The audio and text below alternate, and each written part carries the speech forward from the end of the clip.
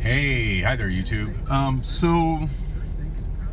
Gosh, I'm rolling video right now, and I have no real idea or plan what I'm talking about. I just haven't. I've had a lot going on in my life. A lot of good, a lot of bad, a lot of holy shit, I can't believe this is going on. A lot of changes, and I'm doing my best to roll with them. And it's happening faster than I can record these little videos, and that's happening faster than I can seem to find the time to upload them. And I've kind of gotten to the point where I want to at least listen to them, even if I don't watch them, because granted, most of it's just video. Lately it's just been footage of me driving around the Phoenix area. I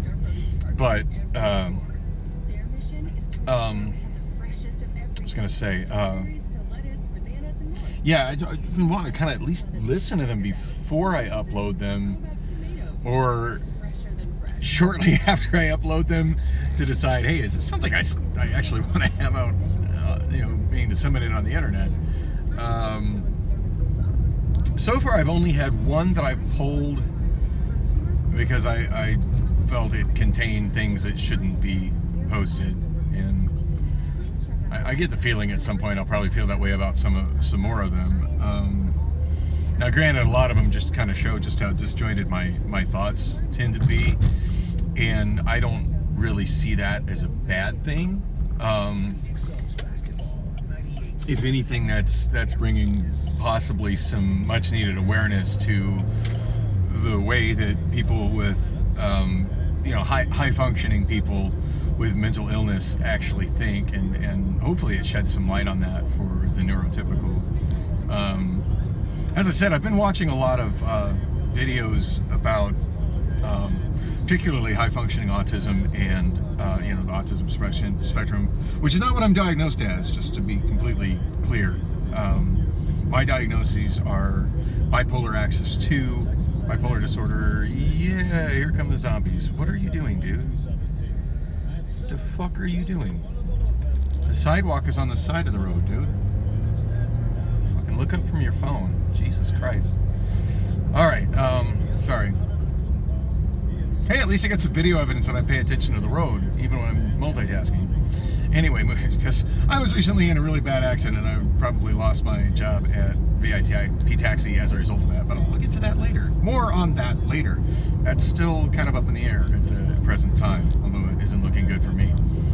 And although I just missed the left I meant to turn at, I was going to turn left at Roosevelt, and sidetracked by this monologue and the zombie that's across the road in front of me. Anyway, that's all right. That's debatable as to whether that route is better than the one I'm about to take. Although I'm going to get a red light here at Van Buren, so that's not helping me. It's kind of what I went this way to avoid. Anyway, oh my gosh, yeah. So there's my mind wandering in numerous different directions, and I forget exactly what I was talking about. Oh yeah, so I was talking about the. So my diagnosis is bipolar axis 2. Bipolar disorder axis 2 and schizoaffective disorder. Now, I have in the past had also diagnoses of PTSD and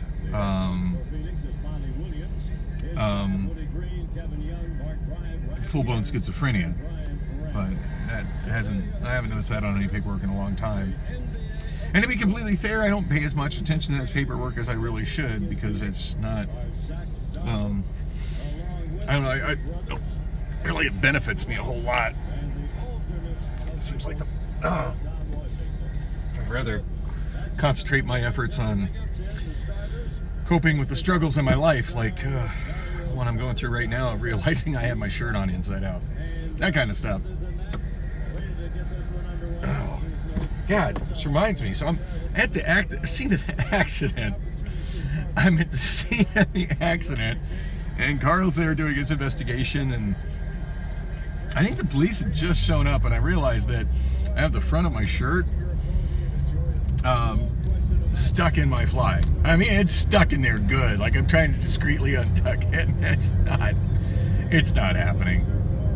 Like, damn, how do I miss things like this, you know? how do I miss things like this? It blows my mind. Anyway, so back to the I know I'm giving you all this tease and foreshadowing about this big accident that happened. I will share. It was on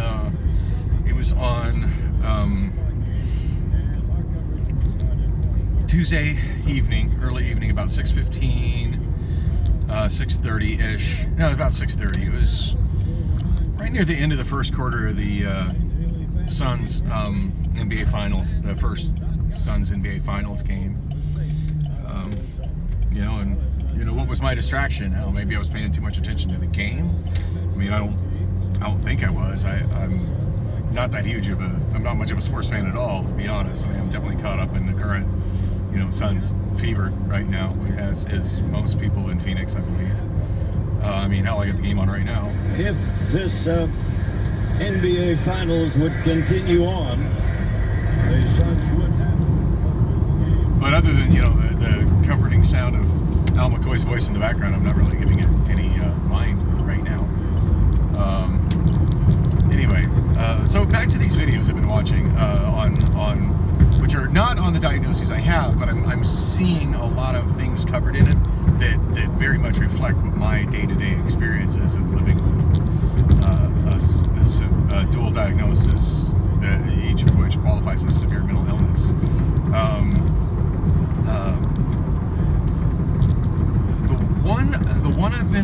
The two channels I've been watching the most, one is called, I believe, Yosemite Sam. I believe she's a woman, and I believe she's in,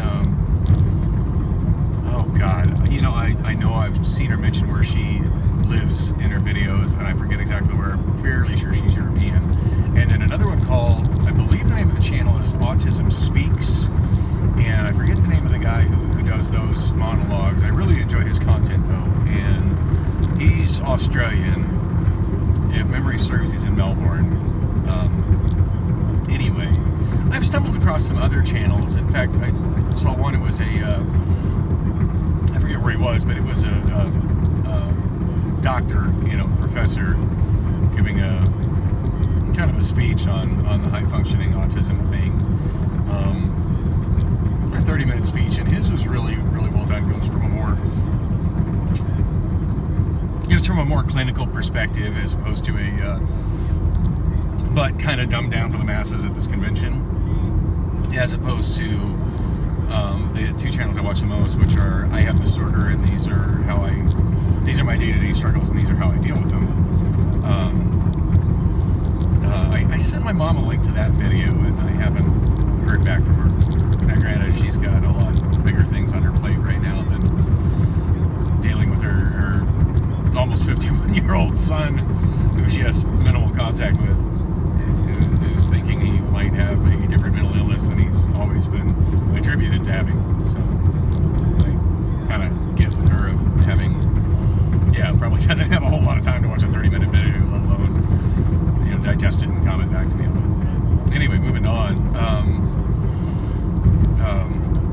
I'm just finding a lot of things that they talk about is my day-to-day struggles, particularly in train of thought type issues.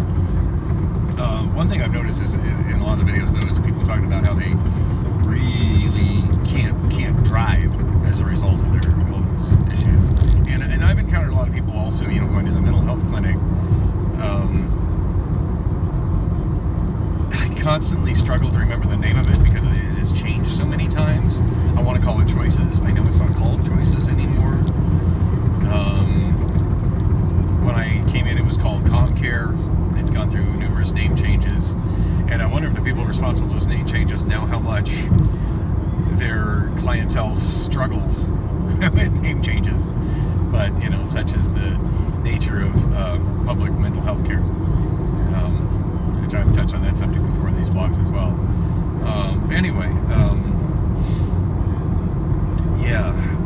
So one thing I've noticed in those videos, not only people presenting it, but a lot to be gleaned from the comment sections underneath them, is a lot of people that are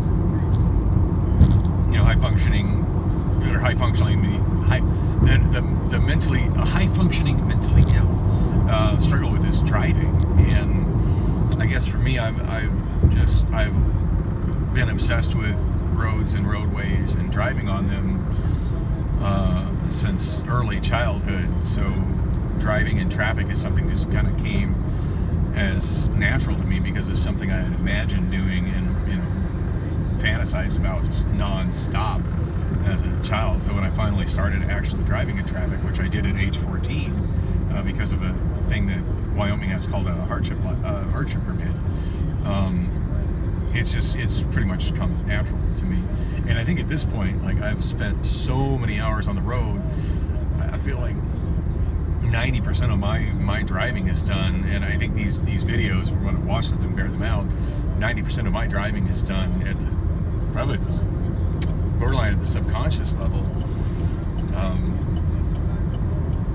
I mean, I did consciously check on my right to make sure there was nobody trying to pass me on the right lane, and I saw there was before just going over. I wish more people did that, because God knows I get cut off from the... I rarely ever pass on the right side. I make a very conscious effort not to do that, but I often... And because I often get cut off by people changing lanes into the right lane without looking. So, anyway, I am going to make a video talking about the accident. That's coming up very soon. I don't know, probably in my best interest not to cover that now. I don't know if anybody at VIP Taxi has discovered my vlogs yet, but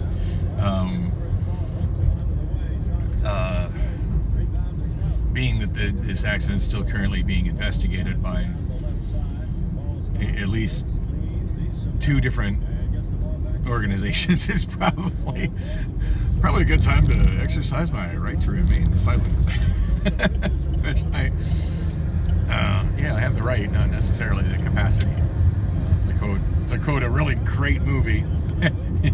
if you catch that movie reference, by all means, throw it in the comments. I love it when people catch my subtle movie references, which I probably quoted wrong. Anyhow, so something happened. Sun's came. Here to Milwaukee, and it'll be inbounded over on the far side.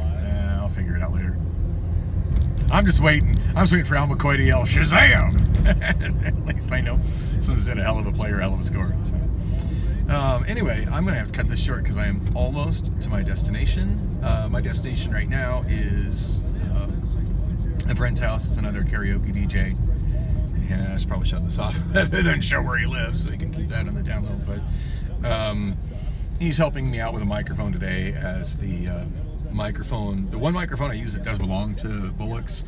For some reason it's not pairing up with its receiver, and I got permission from the owner to take it home and try to diagnose it, but I have not had any time to sort that out today, and at this point I don't feel like I have. I know how I am when and this is also like a high functioning autism spectrum symptom. When I bury myself in a project, I'm working on it, I fixate on it to the point where I lose track of time, and if I don't resolve that thing, it's very difficult for me to move on to other things because my conscious mind will be so consumed by it. And for that reason, I haven't even started on this microphone. It's a little beat up, sure, but it works good. I know it works good. It worked great until last Thursday. So 2 weeks ago I used it at my show and it worked fabulous, and last Thursday I absolutely couldn't get it to pair up with the receiver. It has assignable frequencies. I don't understand how its assignable frequencies work, and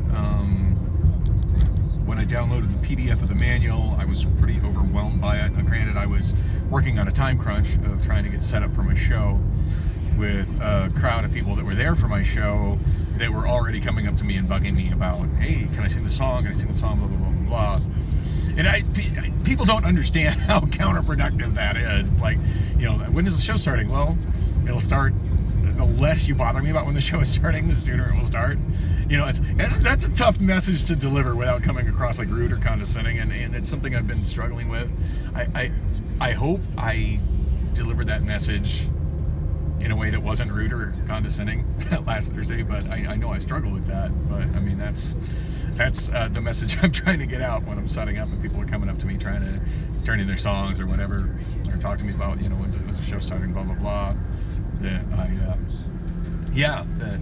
I struggle with, because of course I'm fixated at that point in time on starting my getting my show started and dealing with whatever obstacle I've got that's preventing me from doing that, which this last week was the mic pairing up.